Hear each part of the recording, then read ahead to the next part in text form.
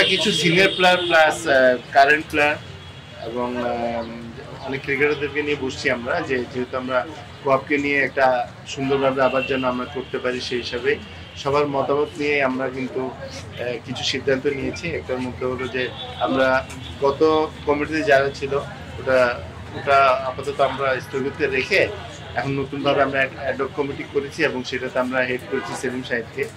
তার সাথে আমাদের ডিভিশনে যতগুলো ক্যাপ্টেন আছে এই মুহূর্তে যারা, ওদের নিয়ে আমরা অ্যাডহক কমিটি একটা করেছি। সেটার মধ্যে হলো সেলিম সাহেব আছে, রাহুল আছে, নান্নু ভাইকে রেখেছি, আমরা সুমন আছে এবং দেবু, এই 5 জনকে নিয়ে এবং বাকি 8টা ক্যাপ্টেন, 8টা ডিভিশন থেকে 8টা ক্যাপ্টেন নিয়ে আমরা একটা মানে 8টা যে টিমের যে ক্যাপ্টেন আছে ওদেরকে নিয়ে আমরা একটা অ্যাডহক কমিটি করেছি এবং এরা ফিউচারে সিদ্ধান্ত নেবে আমরা কিভাবে কি করবো। এবং বাকিটা যেহেতু আমরা হেড করেছি সেলিম সাহেবকে ইলেকশন ব্যাপারে, ও আপনাদেরকে এক্সপ্লেন করবে। দেখুন, যে কোনো জিনিসেরই একটা প্রসেস আছে। আমাদের ফার্স্ট জিনিস এটা হচ্ছে যে আমাদের কনস্টিটিউশনটা একটা স্ট্রাকচারের ভিতরে ফেলতে হবে, যেখানে প্রসেস কন্ট্রোল থাকবে, যে প্রসেস অনুযায়ী যাতে চলে, যাতে কেউ আমরা আজকে এক্স আছি কালকে আমরা থাকবো না, যারা কারেন্ট খেলছে তারা 2 দিন পরে এক্স হবে। তো আমরা সিস্টেমটা ডেভেলপ করার চেষ্টা করবো, কনস্টিটিউশনটা আপগ্রেড করার চেষ্টা করবো।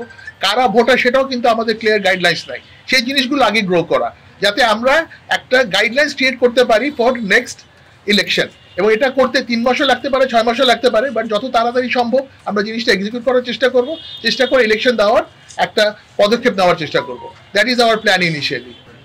বেসিক্যালি উনি কয়েকটা মিটিংয়ে ছিলেন না থাকলে অটোমেটিক্যালি আপনি ইয়ে হয়ে যান, মানে অফ হয়ে যান। এবং আরেকটা বড় জিনিস যেহেতু আমাদের মিটিংয়ে সিদ্ধান্ত হয়েছে যে এই পুরনো যে কমিটি যেটা ছিল সেটা ডিসলভ করে আমরা নতুন অ্যাডহক কমিটি করেছি, যাতে সামনের দিকে আমরা অগ্রসর হতে পারি। এবং অগ্রসর হওয়ার জন্য যে সমস্ত পদক্ষেপ নেওয়া দরকার, প্রথম হচ্ছে কনস্টিটিউশন ঠিক করা, সেকেন্ড হচ্ছে এটার প্রসিজার ঠিক রাখা, থার্ড হচ্ছে আপনার ইলেকশনের যে গাইডলাইন্সগুলো আছে সেটা দাঁড় করে একটা রাইট ওয়েতে প্রোগ্রেস করা, এবং সেখানে সকলের সামর্থ্য এবং সকলের সহযোগিতা প্রয়োজন। এখানে তামিম তার ফিডব্যাক ছিল, তামিম প্লেয়ার, এখানে সমস্ত প্লেয়াররা ছিল, কারেন্ট প্লেয়ার এক্স প্লেয়ারদের সমন্বয় করেছিল।